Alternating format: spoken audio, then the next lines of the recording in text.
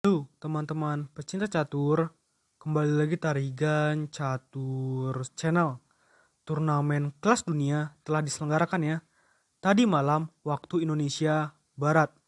Nama turnamennya adalah Chess for Solidarity EDSDP 2022 Class A.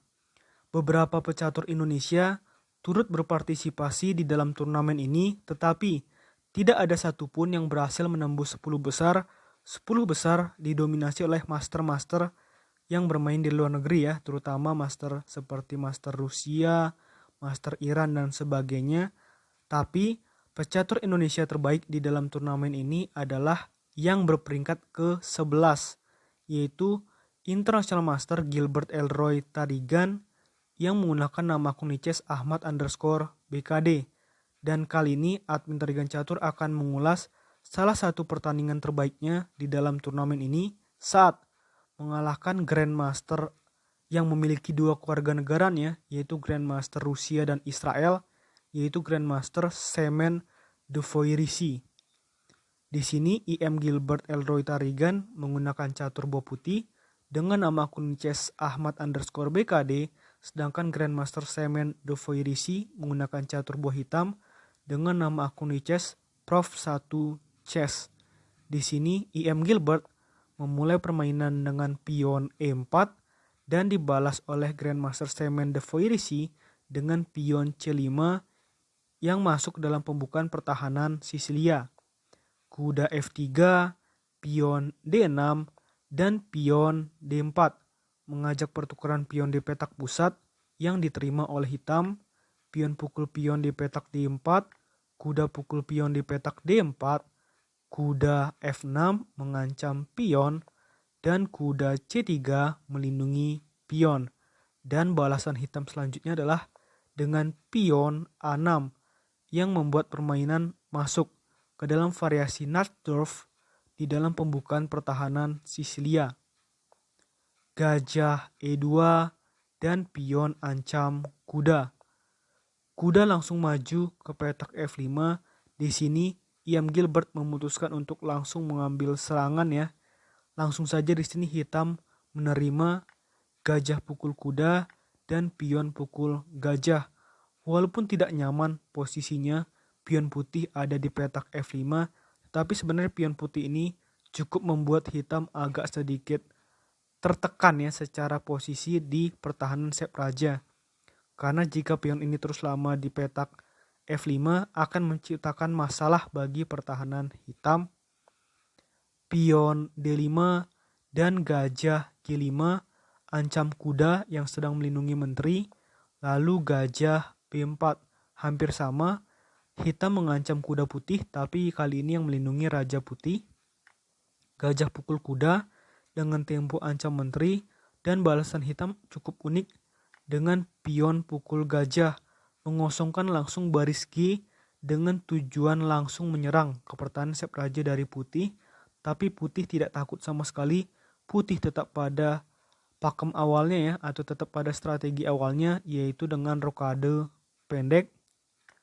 Gajah pukul kuda di petak C3 dan pion pukul gajah di petak C3. Lalu kuda C6, pion C4 dan kuda D4, benteng B1 dan menteri ke petak D7. Lalu gajah F3 mengancam pion hitam dua kali. Di sini hitam memutuskan untuk pion pukul pion di petak C4. Dalam situasi seperti ini, IM Gilbert punya dua pilihan. Apakah memukul dengan gajah yang sesuai dengan analisa komputer atau dengan benteng. Di sini, IM Gilbert memutuskan untuk memukulnya dengan benteng dengan tempo ancam menteri hitam, sehingga menteri hitam pindah dengan memukul pion yang ada di petak F5. Lalu gajah D5 mengancam pion hitam dua kali yang memaksa hitam untuk rokade pendek, padahal pertahanan sep rajanya sudah terbuka ya. Pion ancam kuda dan kuda pindah ke petak B5. Gajah pukul pion skak. Sebenarnya ini adalah langkah kombinasi dari IM Gilbert, namun jika lawannya memiliki kalkulasi yang tepat, seharusnya benteng pukul gajah.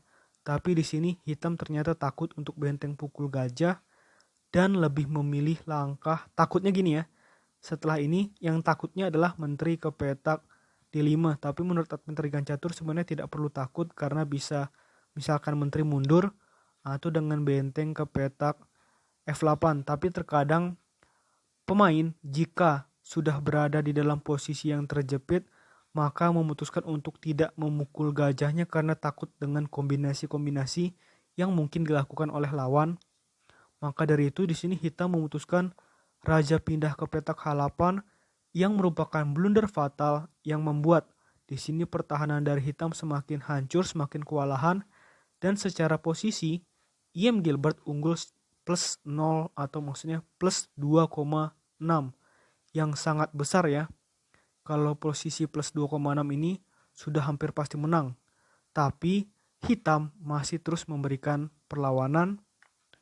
Gajah pukul pion di petak C4 dan kuda pukul pion di petak C3 dengan tempo ancam menteri. Menteri ancam balik kuda hitam dan kuda E4 ancam balik lagi menteri. Lalu menteri putih pindah ke petak C2 menempatkan menteri putih di satu petak diagonal panjang yang sama dengan menteri hitam, yaitu petak diagonal B1 hingga H7, yang tentu saja membuat pertahanan dari atau permainan dari hitam menjadi lebih kesulitan. Benteng C8 lagi-lagi langkah blunder dan pion F3. Kuda D6, menteri pukul menteri di petak F5, kuda pukul menteri di petak F5, dan gajah D3. Ini sebenarnya langkah blunder juga ya dari putih. Karena kalau gajah pindah ke petak E6, maka di sini putih akan terus mendapatkan perwira-perwira dari hitam, tetapi putih lebih memilih langkah gajah ke petak D3. Mungkin fokus utamanya dari putih adalah untuk mengincar skakmat ya, khususnya di petak H7. Di sini kuda hitam pindah ke petak E3 dan benteng kembali ancam kuda. Kuda pindah ke D5 dan benteng pukul pion skak. Raja pindah ke G8 dan benteng A7. Kuda ancam gajah lagi dan gajah ancam benteng. Benteng C6 dan setelah putih melakukan langkah benteng B1 tepat di posisi seperti ini, Grandmaster Semen De Voirisi memutuskan untuk menyerah. Karena kalau pertandingan dilanjutkan, misal kuda hitam hanya bisa berpindah ke petak D5 ya, satu-satunya petak yang membuat kuda hitam selamat, maka pasti putih akan benteng ke petak B7. Kita lihat di sini ada banyak ancaman skakmat yang bisa dilakukan oleh putih. Maka dari itu, jika permainan dilanjutkan, hitam hanya akan terus bertahan dan akhirnya lama-lama akan kalah. Sebelum ini terjadi, Grandmaster Semen De Voirisi memutuskan untuk menyerah. Oke, menurut admin Tarigan Catur, video kali ini cukup. Nantikan video-video selanjutnya. Tetap di Tarigan Catur Channel.